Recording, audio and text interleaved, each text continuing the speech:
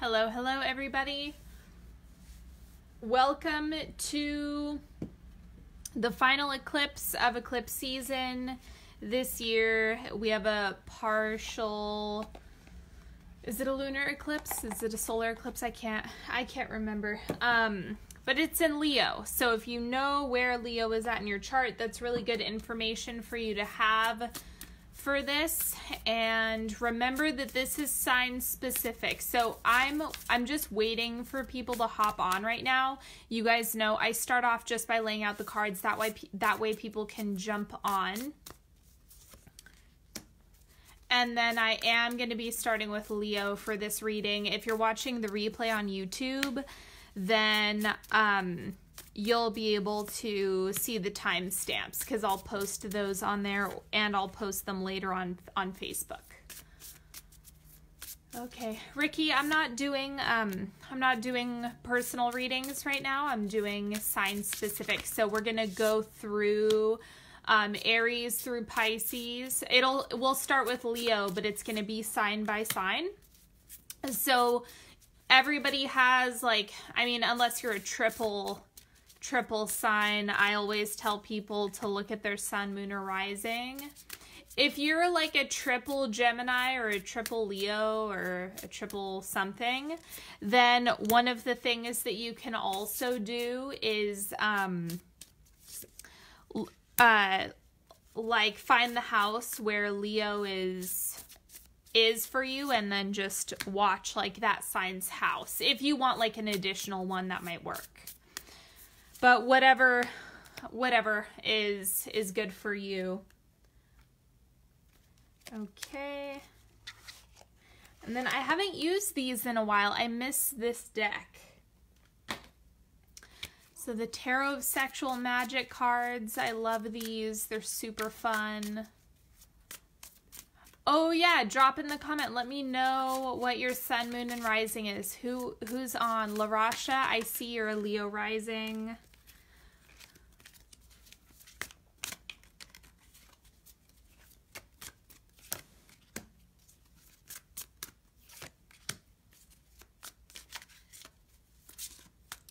I was also getting questions about like what to do with the energies after the eclipse, and I like to look at the eclipse season as a 6-month cycle. So start to look out a little bit at maybe a longer term goal rather than just setting a monthly intention. Like, what do you really want to shift? Like, what's a big project you want to work on? That's kind of how you can look at it. And remember, people forget energy, or astrology and the energies that go along with it are just a tool that you can use. So it's not something that like you have to take to your advantage. It's just something that you have the option of doing. All right, almost done.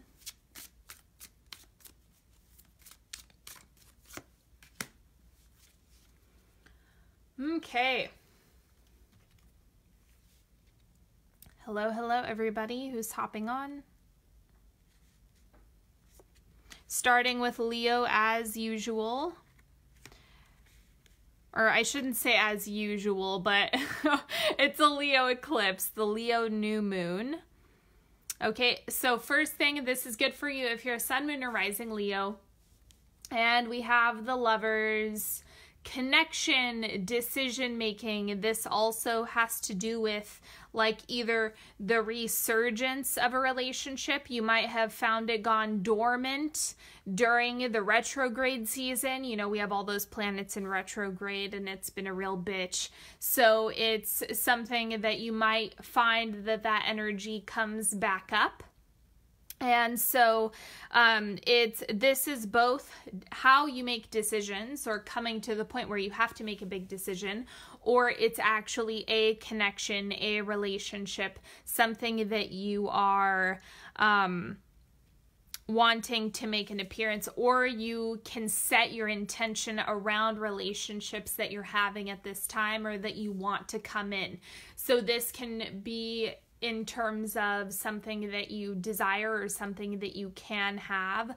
But it's going to be wise to kind of construct that and start to place your order during this eclipse. Okay, then the affirmator, we have gratitude. Today I'm grateful for all of the little things. Even when the big things suck, there are always plenty of little things that I can be at least a little grateful for, like hot showers and music, and the fact that humans invented the internet and I'm allowed to use it whenever I want to, using fingers and thumbs to do whatever I think them to do at any given moment. Showing gratitude is the best way to get more, because it's kind of affirming I have enough, and that is the energy that you want when you're manifesting. Okay, then the Tarot of Sexual Magic, we have the Hanged Man. So looking at habits, looking at consistency. What are you doing consistently, and what are the patterns that are showing up in your life consistently? You want to think about both of those things during this eclipse season, and then see where can you make an adjustment. Where can you mix things up? Where can you shake things up so that you can transition out of negative habits and form new ones that are more aligned with you? All right, Virgo, Sun, Moon, and Rising. Hello, hello to all of my Virgo friends. First thing we have coming up for you is death. Okay, big shift with this eclipse. Big shift with this new moon. It's one of those things where it's going to you're going to see things differently. That's really what this is about. The death card is about getting a new perspective and a new lens. Are you focusing on what's fallen away, or are you focusing on what you're cultivating? I want to see what this card is, because this is going to help us get a little bit more context to what this is about. But here we have power. I am strong, I am grounded, I am powerful. I am like a cross between a dinosaur and a tank, but not a tank that is used for war. I am like a peaceful, loving dino tank who feels so strong it doesn't need to do anything but be. And hello, Linda, and hello, Stephanie. I see you guys on here. So this is kind of showing that your power isn't coming from force. It's actually coming from acceptance, compassion, love, care, attention. That's where the power comes from. It's not just from like forcing something into submission, right? So it's about kind of taking your hand off of the wheel a little bit and letting things go in whatever direction they're meant to, just for at least the eclipse. Like, I would really advise that Virgos not get locked into any tunnel vision during this eclipse. Be skeptical of your assumptions. Be skeptical of what you think is going to happen. Be skeptical of what you think you need to do, and just wait for the energy to calm down, because you're going to have a different perspective around it once you come out of that eclipse. And then we also have Four of Chalices. So I think that there may have been some resistance to like getting an offer. Maybe you were shutting something down and you didn't realize it. Or maybe there was more of this having to do with it may have been just a resistance to taking responsibility for the way that things are and the way things are going. That could easily be, because the Four of Cups is about no. But then being, having the Death card show up, it's just like, okay, try to find a way to see how you can either receive what you want, or how you may have been rejecting things without realizing it, or whatever that's showing up for you. Okay, Libra, Sun, Moon, and Rising. Hello, hello. Two of Cups. Okay, connection coming up. This is not surprising, since we have the Lovers coming up, the Two of Cups showing up, because Leo rules romance. So it's one of those times when you can really see that start to show up in a big way, and you start to reflect on it.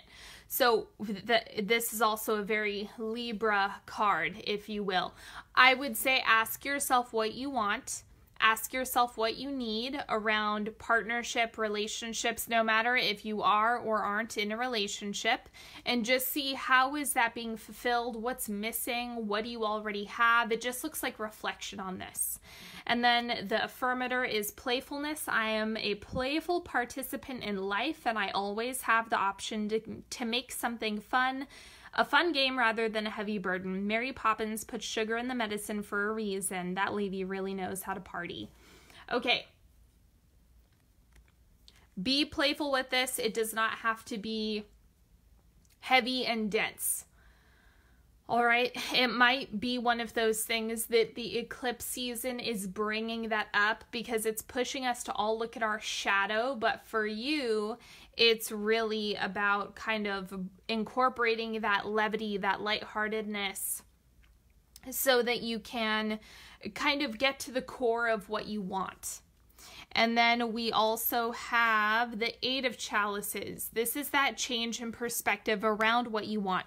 Maybe it's something that you haven't been looking at, or you haven't been examining, or you haven't really been considering. Maybe it's something that was just a neglected need, or something that you were putting on the back burner or settling for less. And so this eclipse is going to be bringing a change in the way you're looking at partnership and the way you are connecting.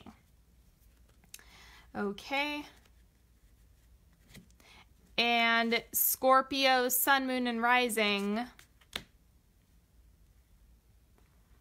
Hello, hello. The Hermit.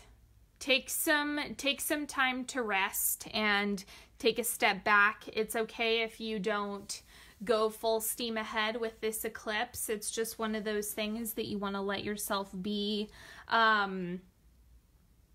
Give yourself some space. Don't get too stuck in, I need to think about this way, or I need to approach it any specific way. Give yourself a little bit of room to breathe. I noticed that Scorpios kind of have that tendency to be really self-deprecating and hard on themselves. So it's one of those things that, like, let yourself cut yourself some slack just for a moment, and giving yourself a little bit of room to breathe. And that's probably the best way that you can go about this energy. Let me see what we have coming up. Yeah, no surprise. Sanctuary. Good for you. It seems you've earned some time away from the chaos of life. Hello, Hermit. It could be as small as a bubble bath, or as big as a trip, or maybe a small trip to a big bubble bath, or a normal sized trip to a tiny bubble bath, or maybe you tripped and fell in someone's bubble bath. Whatever it is, it's waiting for you with open arms. Just pick your favorite sanctuary and unplug for a bit, especially if a bath is involved. So it's really, really, really about pulling your energy back, pulling your energy away from all of what you're thinking about, what you're doing. Be skeptical, because it's kind of like the more energy you feed it during the eclipse, the more frustrating it's going to be. So if you can pull your energy away from it, it's gonna make you feel some relief, so you can walk through the eclipse and then come out the other side with clarity. And then we also have the Seven of Pentacles, casting a wide net, remembering that not one thing needs your energy, but a lot of different areas of your life needs your energy. So it's kind of one of those things that you're using to recalibrate yourself and pull your energy back so that you can use it for you, rather than giving it to other people, or it being energetically sloppy, like giving it out. So just pull it back to yourself, focus internally. No, we have not done Aquarius yet. I started with Leo and now I am on Sagittarius. So Sagittarius, Sun, Moon, and Rising. Let's see what's coming up for you. We have the Knight of Wands. So this eclipse is really lighting you up, like full steam ahead. That's totally the energy of this eclipse. And it's like, the one word of caution that I would give is, you know, we have this fiery eclipse. You might want to watch yourself on aggression. It might be something that's making you agitated or lighting up other areas for you that are creating some frustrations, or maybe it's like that energy of being tired and cranky. That might be showing up for you if you have a significant Sagittarius placement. Okay, so it's all right. Just let yourself recognize, okay, it's the eclipse. It's not going to stay this way forever. None of these energies are permanent. That's why I have to constantly do new readings, because it's constantly fluid and shifting and evolving. So for you, it's just like, let yourself have a moment and then look at it from the perspective of it's not forever. So it's gonna work out the way that it's supposed to.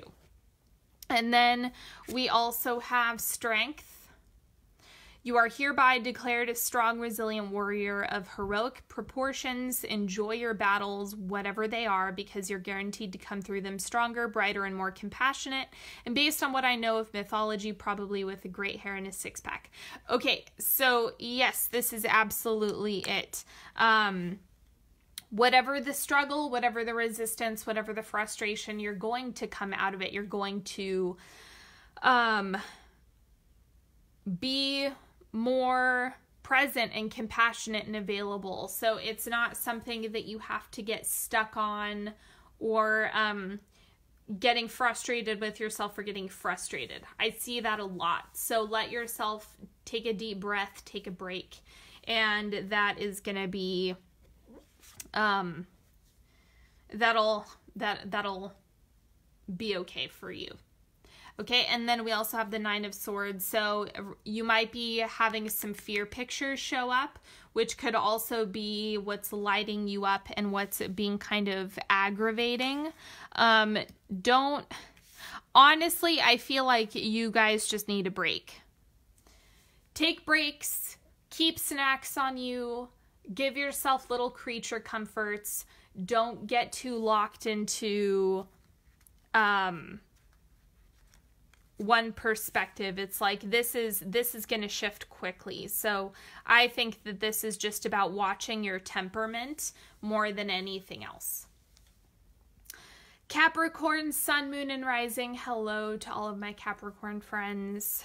First thing we have showing up for you is the Seven of Cups, looking at your options, looking at all of the different areas that you're investing in, looking at all the different areas that you would like to see growth, that you would like to see evolution, what you would like to fine tune. It's also a good time to reflect on that, because there's plenty of Capricorns are good at kind of constructing what it is that they want and looking at the big picture, mapping things out. And so the Seven of Cups is kind of the method to get there. So this looks good. And then we also have generosity. I give generously to those around me, no matter how much or how little I have. I know there is more than enough to go around, and the key is to allow it to keep going around without stopping. If I stop the flow, I'm like the one person at the stadium who doesn't do the wave. So checking yourself on where you feel like you need to withhold and where you feel like you're giving too much, where do you feel like you're not giving enough, just really checking in with yourself on that is going to be a big help. It doesn't mean you need to give away the farm, right? You just are going to check and see where you can give a little more, where you can get a little more, where is that flowing for you, and where is it stagnant. And then we also have the Ten of Pentacles, again, foundation. That's what I was talking about with the big picture, is looking at what do you want long term, what do you want in the end, what do you want, not just immediate gratification, but what's going to help you get to where you want to go at the end of the day. All right. Aquarius, Sun, Moon, and Rising. Hello, hello, hello. First thing for Aquarians, Two of Wands. So I think this is about, like, what are you receiving? I'm going to wait to speak to this more until I pull that card, but let me see what the affirmator is. Spontaneity. Do you like spontaneous adventures of the highest caliber? The only acceptable answer to this question is yes, so buckle up, Charlie. You're about to take a wild ride through the unexplored, unconventional, and underrated. You're about to learn that yes is a magic word with the power to unlock new dimensions in a space, time, and after-hours hangouts. Yes will lead you to experiences you didn't think possible and teach you lifelong friendships are sometimes lurking just behind a karaoke singer's mullet. There's plenty...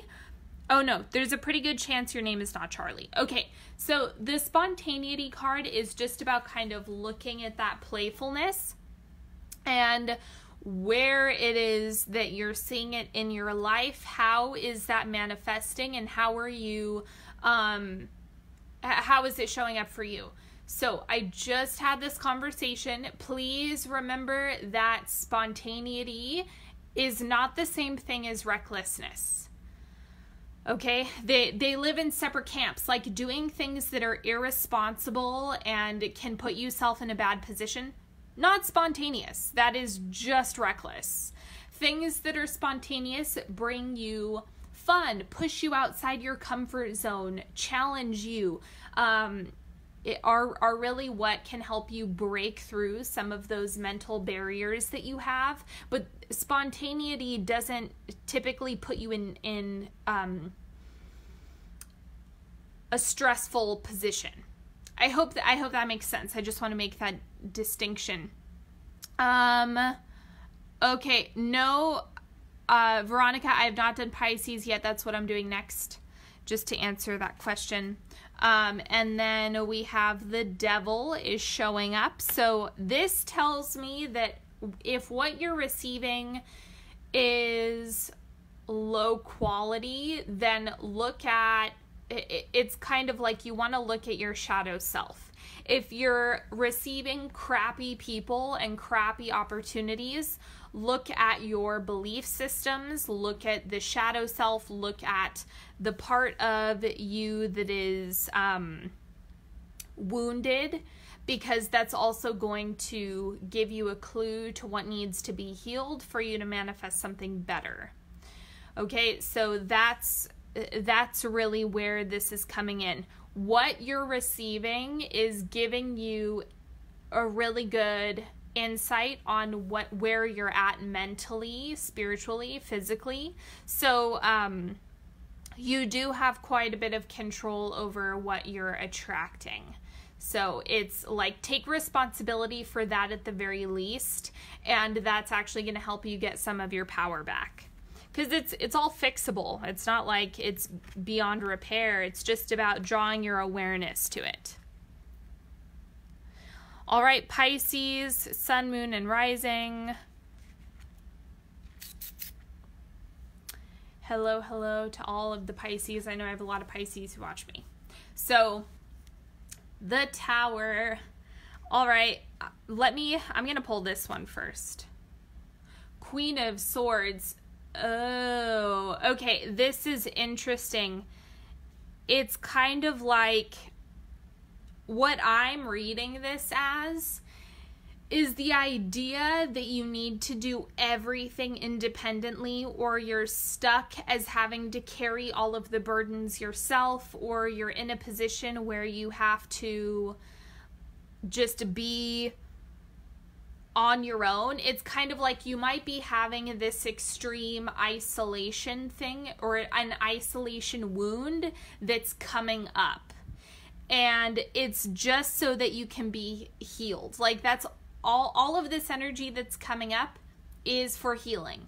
It's not for anything more radical than that. It's so that you can actually get better and engage in healthier, more satisfying relationships and opportunities that come your way, and manifest things that are higher caliber. So remember, you don't have to do everything on your own. It's not something that you're doomed to, but it also looks like you're getting a huge wake up around your perspective around that with this energy.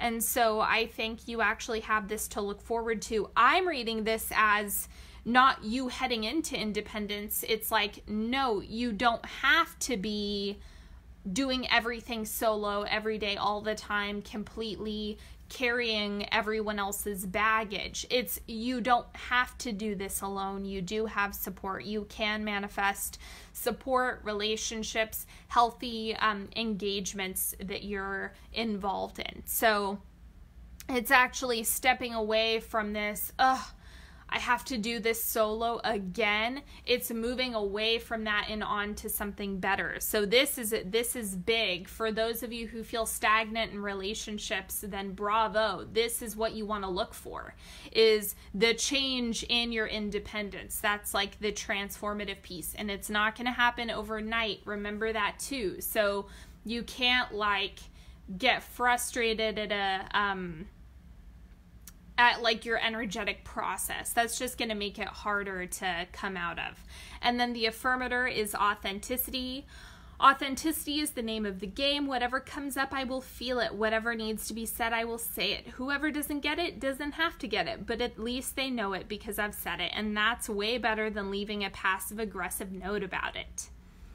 Okay, so speaking up, like if you don't want to do something, you don't have to do it. I know that there's a lot of Pisces who forget that. So just keep boundaries in mind. And honestly, the Tower is a blessing for you guys. I want to be really clear. I know everyone dreads that card, but with the other card along with it, it's definitely better. Okay, now Aries, Sun, Moon, and Rising. The Sun, so it's interesting for all the fire signs. This is kind of lighting up a lot of that energy of like vitality, vibrance, aggression, anything on the yang side. If you have a lot of fire in your chart, it's going to be lighting that up. So that's also, you know, Aries is no exception to that. It looks like you also have that happening here. So I would say just go with it, kind of ride the wave of having that additional energy show up for you and use it to your advantage. It's kind of like you can just kind of let things play out how they are supposed to. I think you're kind of getting a break. That's what the Sun is showing. And then we have ideal partnership. I am a rare and precious find, and my brilliance will be reflected back to me when I am paired with a true match. My ideal partnerships and working relationships are easy and free-flowing. I deserve greatness because I am greatness. And to paraphrase Rumi, what I am looking for is also looking for me. In fact, he or she might be paraphrasing Rumi right now. Okay, so this is about thinking, what collaborators and co-creators do you need to make your vision possible? It could be romantic, it could be business partnerships, it could be somebody that you need to work on a project with, it could be an artist, it could be a supporter for some other venture that you have going on. So just think about who that ideal person is, and it might be a good time to think about manifesting them. And then we also have the King of Wands, more of that fire energy. I think this is you really feeling like your full self. So I think that so far Aries actually has the easiest time with this eclipse. Water signs up to this point need a break, but it looks like the fire signs are kind of going to be ramped up quite a bit. So I would say go with it. I don't think that there's going to be any like significant transformation outside of any other feelings or readings that you have here. It looks like Aries is actually kind of the breath of fresh air that is happening during this eclipse. So that's something that you have on your side. All right, Taurus, sun, moon, and rising. First thing we have for you is the Queen of Pentacles. You being the queen of your domain, having all of the information, resources, insight, and wisdom that you need in order to make your goals possible, in order to actualize your manifestations. I think this is going to be a good eclipse for you because it's kind of like you're going to release that last bit of I want to say like slime, if you guys know what I mean, like that last bit of toxicity. And then it doesn't mean that you're never going to have to purge ever again, or that there's never going to be any energies that come up after this, but it's just a specific goal or venture or project that you're working on. The purging aspect is really vital to make that happen. And then we also have wonder. It's a wonderful thing to be in a state of wonder. And when I'm a good audience to my life becomes better and better theater. When something delightful happens, I can shout encore and be tickled when it happens again. When something maddening happens, I can laugh it off. Either way, I'm glad I got a ticket to the show. Okay, so just kind of looking at your life from a different perspective and seeing it as a journey is something that will be really therapeutic for you. So just honor that for yourself. And then we have the Seven of Chalices, looking at all your different options. This also came up for Capricorn. Remember that there's a lot of different strategies that are showing up. There's a lot of different ways that you can exist. There's a lot of ways you can approach. There's a lot of ways you can communicate. So looking at all of the different options and opportunities will help you get more insight around what it is that you're building. Gemini, sun, moon, and rising. Hello, hello to all my Gemini friends. Okay. First thing, Six of Cups, connection. This is also soulmate and karmic relationships, which some of you are cheering and some of you are moaning and groaning at that. So I would say it's more about the health. I think that some of you might be resolving patterns that were happening with a karmic relationship, and so you always have the option of kind of like tying that up in a neat little package and sending it on its way. Other times they have to burn in flames, that happens sometimes too with karma. And then for some of you, it might be seeing some karmic elements showing up. If you haven't had that before, you might find like, oh, what's this odd familiarity? So it just, either way, whatever side of the coin you're on, it just looks like there's like resolution and clarity happening there. And then we have abundance. Congratulations. It seems like you're due for a little / an infinitely big piece of abundance pie. Feel like you don't deserve it? Knock it off. It's already plated and ready to hit your table. Reluctant to take it?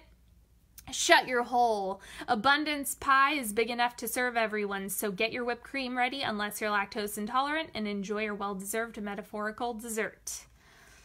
Okay, so there's plenty. I also want to remind you that just because you have one soulmate doesn't mean that's the last soulmate you'll ever have. It doesn't mean that that soulmate is the one.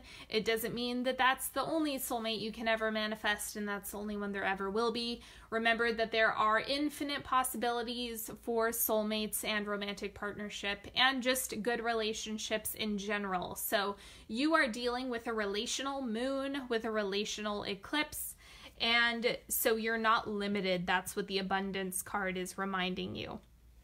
And then we have the Hierophant, setting boundaries around yourself, around your thoughts, around the time that you give to each thought. That's kind of how I like to look at it, is like, how long do you want to worry about that thing? How long do you want to ruminate? How long do you want to obsess? How long do you want to fixate or romanticize. Like, watch out for that stuff. And then also setting boundaries around relationships is going to be really, really helpful for you. All right, Cancer, Sun, Moon, and Rising, last but not least.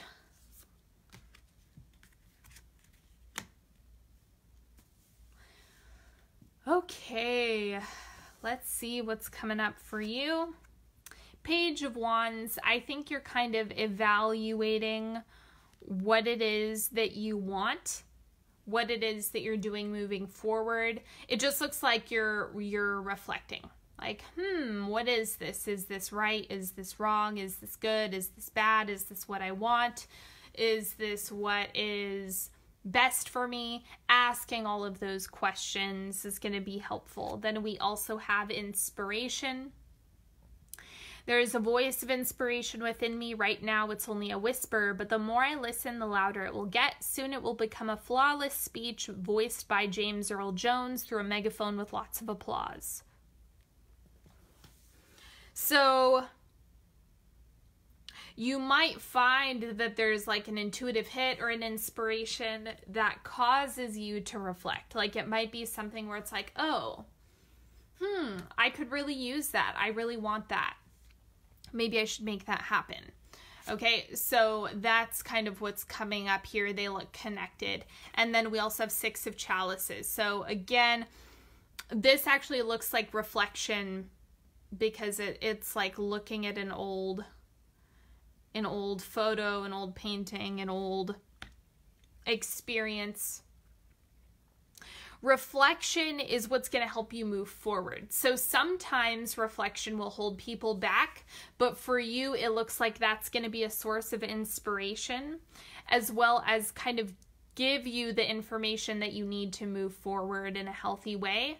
It just seems that they're tangled up together. So let yourself sit with that, let yourself be with that, and it looks like it's going to work out for you. It's just about reflecting on the right things and seeing what's causing discontent, what is causing frustration or negative emotions, and then how can you build something for yourself that's constructing the life you want to live.